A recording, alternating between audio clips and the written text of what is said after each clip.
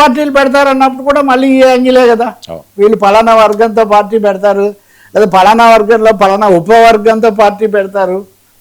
So అదే ఇక్కడ కీలకమైన హెచ్చరిక. సార్, ఏపీ మొత్తం ప్రైవేట్ ప్లాన్, భోగాపురం బొగ్గు ఆర్థిక సవాళ్ళు తీవ్రం. అంటే ఏపీలో నిధుల కొరత చాలా తీవ్రంగా ఉంది. ఆర్థిక పరిస్థితి చాలా బాగుందని ఎంత చెప్పుకున్నా కానీ, ఉదాహరణకు చెప్పాలంటే ఈ ఏడాది మొత్తానికి 72 అప్పు తెచ్చుకోవాల్సి రావచ్చని అంచనా వేశారు. కానీ ఏప్రిల్లో అంటే మొదటి నెలలోనే 12,000 కోట్లు అప్పు చేయాల్సి వచ్చింది. అంటే 6 నెలలకే కదా 12 72, ఇది మొదటి నెల. అలాగే కేంద్రం నుంచి వివిధ వనరుల నుంచి వస్తుందనుకున్న ఆదాయంలో 10% ఆదాయం కూడా రాలేదు. కనీసం ఒక 20,000 కోట్లు లోటు, మొదటి నెలలోనే 22,000 కోట్ల లోటు. ఈ లోటును ఎలా అధిగమించాలి అనేది ఒక ప్రశ్న అయితే, దీనికి పరిష్కారంగా ప్రభుత్వం తీసుకుంటుంది ఏంటంటే ఆదాయ వనరులు పెంచుకోవాలి. పెంచుకోవడం కోసం పీపీపీ మోడల్, ప్రైవేటైజేషన్ మోడల్ అనేది చాలా తీవ్ర స్థాయిలో దీనికోసం అధికారికంగానే ఒక పత్రం తయారు చేశారు. ఆ పత్రంలో ఏంటంటే నగరాల్లో ఉన్నవన్నీ ఎవరు తయారు చేసింది కూడా అంటే పట్టణాభివృద్ధి శాఖ ముఖ్య కార్యదర్శి సురేష్ కుమార్. దీని ప్రకారం పట్టణ జనాభా 2026లో 5.37 కోట్లు ఉంటుంది ఆంధ్రప్రదేశ్లో. వీళ్ళను అందుకోవడానికి 30,000 కోట్ల లోటు. ఇది పట్టణాల అవసరాలు ఇవన్నీ అందుకోవడానికి. అది 42,000 కోట్లకు కూడా పెరగవచ్చు. ఇది ఎక్కడి నుంచి రావాలి అంటే ఇది ముఖ్యంగా మాట్లాడుకోవాల్సింది, ప్రజలకు సంబంధించింది కూడా. పట్టణాల్లో ఉన్న అన్ని వనరులు, నీటి వనరుల నిర్వహణ, సాలిడ్ వేస్ట్ మేనేజ్మెంట్, మురుగునీటి నిర్వహణ, metro rail, city growth hub, command control సెంటర్లు, హౌసింగ్, వీధి లైట్లు, ప్రతిదాన్ని ప్రైవేట్ పరం చేయాలి. ప్రైవేట్ పరం చేస్తే అంటే యూజర్ ఛార్జీలు వాళ్ళ దగ్గర కొంత తీసుకొని వాళ్ళకి సరిగ్గా చేయకపోతే మళ్ళీ తీసుకోవచ్చు. కానీ ఒక భారీ ఎత్తున పట్టణాల్లో, నగరాల్లో పౌర సేవలు, పబ్లిక్ స్పేసెస్ అనేవి పూర్తిగా ప్రైవేట్ పరం చేయటం అన్న ఒక భారీ ప్రణాళిక, భారీ ముసాయిదా తయారైపోయింది. అదే కనుక జరిగితే ఇప్పటికే మున్సిపాలిటీలకు నిధులు లేవు. కానీ ఈ క్రమంలో ఇంకా పెంచుకుంటూ పోతే ఏం జరుగుతుంది?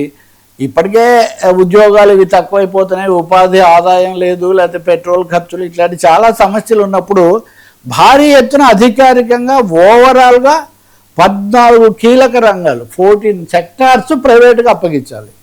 సో ఇదే జరిగితే కనుక అదే అమ్మడం, అప్పగించడం, కొన్ని ఏమో టోటల్గా అమ్మేయచ్చు.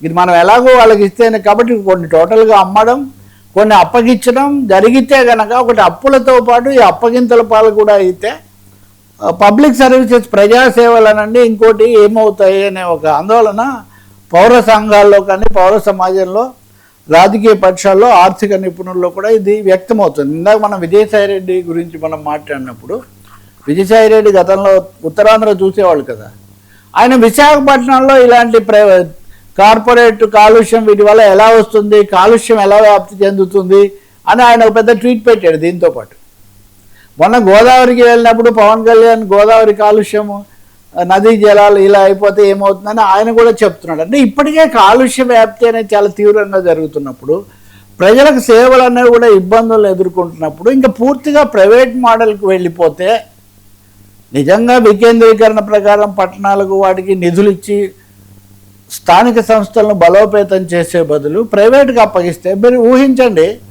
ఒక పురపాలక సంఘం కంటే అక్కడ ఉన్నటువంటి ఒక పెద్ద కార్పొరేట్ సంస్థ బలంగా ఉంటుంది.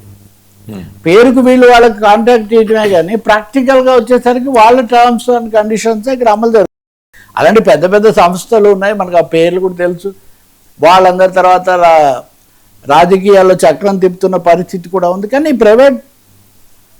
Overall privatization of urban services అనేది ఎలాంటి పరిణామాలకు దారితీస్తుంది అనేది ఒకటి కనిపిస్తుంది. తాజాగా దీనికి ఉదాహరణగా కనపడుతుంది భోగాపురం విమానాశ్రయాన్ని జూలై 3నో 4నో ప్రధానమంత్రి అని ఆగమేఘాల మీద అక్కడ పనులు చేస్తున్నారు. ఇది వస్తే విశాఖ విమానాశ్రయం ఉండదు, ఇవన్నీ జరుగుతున్నాయి.